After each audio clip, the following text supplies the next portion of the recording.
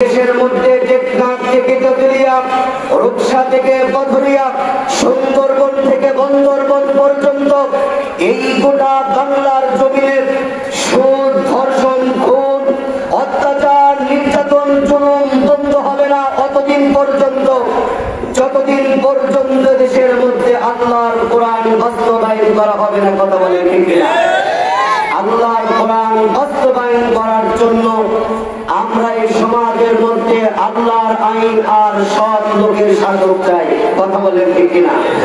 কারণ সংসদের মধ্যে আছে মানুষের তৈরি করা মতবাদ, Lenin, Karl Marx, Abraham Lincoln, মানুষের আইন, দেশের আইন, বিদেশের আইন, স্বামীর আইন, বউয়ের আইন, দাদার আইন, নাতির আইন, পতির আইন। যতদিন পর্যন্ত এই বাংলার মানুষগুলো একতাবদ্ধ হয়ে ছাটা পিটা করে সংসদ থেকে মানুষের তৈরি করা মতবাদ ভাঙতে না পারবে, ততদিন পর্যন্ত এদেশের মধ্যে গুম, হত্যা, অত্যাচার, নির্যাতন বন্ধ করা সম্ভব নয়। কথা বলেন ঠিক কিনা? সন্ন্যাসের মধ্যে শত শত মাদ্রাসা রয়েছে, এদেশের মধ্যে হাজার হাজার আলেম রয়েছে। যেই দেশে ঈশানের নামাজ পড়ে ঘুমাতে যায়, যে দেশে আল্লাহু আকবার বলে ঘুমাতে যায়, যে দেশে সকালে আযান শুনে ঘুম থেকে ওঠে, এদেশের মধ্যে আল্লাহর আইন আর সৎ লোকের শাসক অবশ্যই প্রতিষ্ঠিত করতে হবে। কথা বলেন ঠিক কিনা? আল্লাহ তাআলা এই জন্যই বলেছেন সূরা বাকারা 214 নম্বর আয়াত, আম হাসিবতুম, তোমরা কি মনে করেছো আন তাদখুলুল জান্নাত, এত সহজে আমি আল্লাহর জান্নাতে চলে যাবে। বান্দা না, এত সহজে তুমি আমি আল্লাহর জান্নাতে যেতে পারবে না। বলতেছেন আল্লাহর জান্নাতে যেতে চাও, ওই কাজ করতে হবে।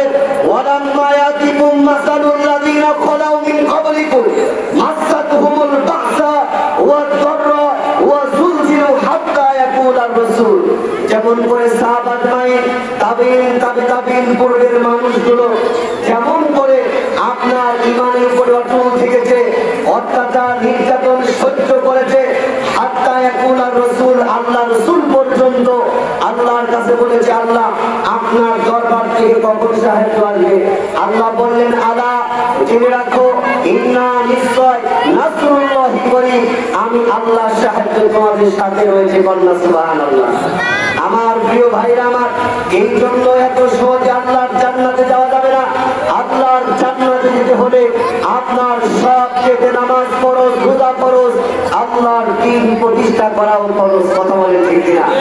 আমি আকিমুদ্দিন শহীদ মাওলানা মতিউর রহমান নিজামী বক্তব্যের মধ্যে বলেছিল, আমার দেশের মানুষ কোরআন যে নামাজ পড়ে, রোজা রাখে, যাকাত দেয়, হজ করে, কোরআনের মধ্যে সূরা শুরার কি 13 নম্বর আয়াত চোখে পড়ে না?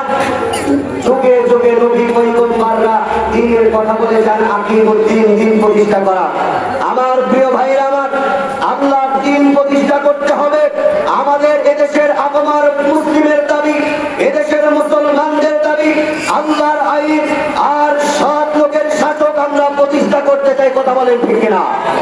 আপনারা যদি আল্লাহর আইন, সৎ লোকের শাসক যদি প্রতিষ্ঠা করতে চান, তাহলে আপনাদেরকে বাংলাদেশ জামাত ইসলামকে শক্তিশালী করে রাজপথে থেকে বুকের কাঁচা রক্ত জমিনে ঢেলে দিয়ে আল্লাহর কোরআন আর সৎ লোকের মানুষের শাসকের বাস্তবায়ন করতে হবে। কথা বলেন ঠিক কিনা? আল্লাহর আইন, সৎ লোকের শাসক প্রতিষ্ঠা করতে আল্লাহর কোরআন